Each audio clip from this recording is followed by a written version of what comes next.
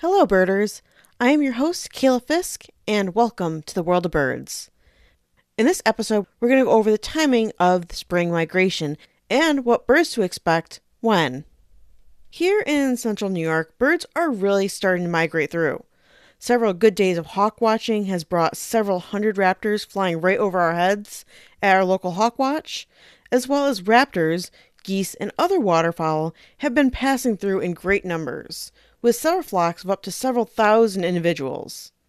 Migration is one of the greatest times to be a birder. So many birds passing through, both being expected species and the chance of a rarity. But birds are surprisingly punctual. Often you can predict the arrival of certain species within even a few days, year after year. These migration patterns are well documented, and because of this, we know when to expect certain groups of birds to be passing through. So let's go over some of the groups you're probably excited to see return this spring. In February, as ice begins to break up on lakes and rivers, diving ducks like ringneck ducks, scaup, and goldeneyes begin filtering north through open bodies of water. Dabbling ducks, such as mallards, northern pintail, American widgeon, and green-winged teal, will be moving through in large numbers throughout flooded agricultural fields and marshes. Waterfowl are some of the first birds that will migrate back up to their northern breeding grounds. For songbirds, American robins that wintered locally will start flocking up in open areas and can start to be seen in good numbers. Eastern bluebirds will begin scouting nest boxes. Large flocks of red-winged blackbirds and grackles will also start to be passing through during this month, often containing hundreds or thousands of individuals and can often be seen in agricultural fields or other open habitats. February birding tip is February is the best month to find overwintering ducks at their peak numbers before they disperse north. Make sure to check reservoirs, coastal bays, and river mouths. March is when migration really starts ramping up. Waterfowl migration continues as March progresses, with their numbers increasing as their migration reaches its prime time. March also marks the start of raptor migration. Red-shouldered hawks, red-tailed hawks, northern harriers, and rough-leg hawks comprising up of a good number of the individuals migrating through. Osprey begin returning to their nest platforms by mid to late March. Turkey vultures, which winter as far south as South America, start streaming north in large kettles on warm March afternoons. American kestrels and Cooper's hawks also become more visible. By the end of the month, raptor migration will be in full swing. March is also sparrow season. Several species begin moving north through weedy fields and brushy edges. Fox and song are some of the early sparrow species that begin to make an appearance during this time, followed closely by swamp and white-throated sparrows. For other songbirds, eastern phoebes will start showing up in backyards and open fields, the earliest of the flycatchers that migrate back. The number of flocks of red-winged blackbirds, common grackles, and brown-headed cowbirds will also greatly increase as the month progresses. Sprinkled in flocks of blackbirds, rusty blackbirds can also be found, as well as in flocks of their own. Most of these individuals will be males, as they like to arrive at the breeding grounds first so they can establish their own territories. Eastern meadowlarks begin appearing in fields and pastures as well.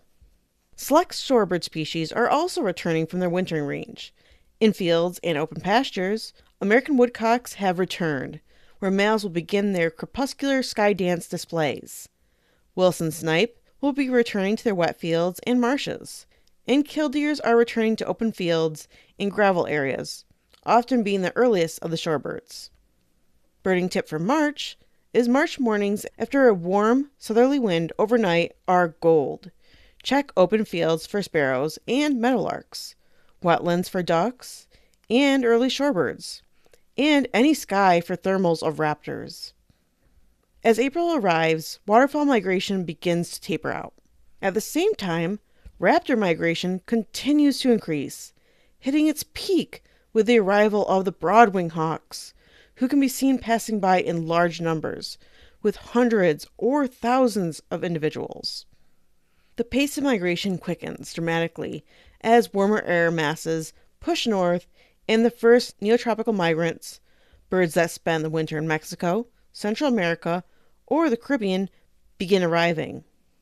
The first of the warblers, the yellow warbler, will begin filling the forest.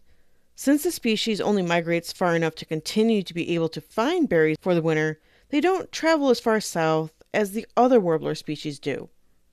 Tree swallows, being one of the first swallows to arrive, often appearing in late March, but building in large numbers in April over ponds and marshes. They can withstand cold snaps much better than other swallows because they can supplement their insect diet with berries if need be. Northern rough-winged swallows and barn swallows will follow by mid to late April. With water now being open and not covered by a thin layer of ice, birds that rely on these bodies of water begin to arrive as well. Lakes, ponds, and rivers start to become full of herons, egrets, and rails. By late April, the second wave of shorebirds begins, containing the species that are headed to the Arctic and subarctic breeding grounds. Ruby-throated hummingbirds begin arriving in the southeastern U.S. by early April. By late April, they have reached the mid-Atlantic and the Ohio Valley. May is the peak of spring migration. The trees have leafed out, the insects are becoming more abundant, and the full parade of neotropical migrants is in motion. Early to mid-May brings peak warbler diversity across much of North America. This is the group that many birders are the most eager to see, with their bright plumage and song filling up their select habitats. The first week of May brings some of the most brilliant birds of the year. Scarlet tanagers and rose-breasted grosbeaks arrive, often appearing at feeders during their first few days back. Birding tip for May 10th through the 20th is the single best 2-week window for most birders in eastern and central North America, so make sure to be getting out birding during this time. Flycatchers are among the last migrants to arrive, because they depend almost entirely on flying insects. They must wait for consistently warm weather that supports this insect abundance.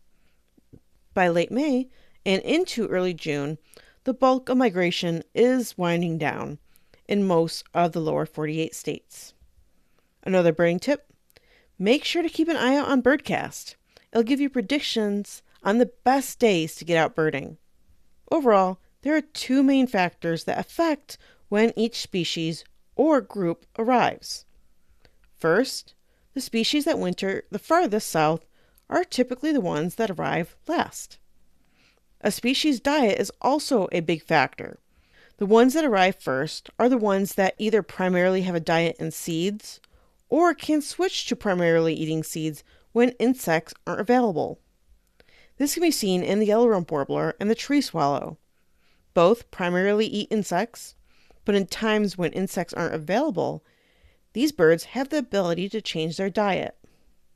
So with spring migration starting to ramp up, get out there and go birding. You never know what you're going to find.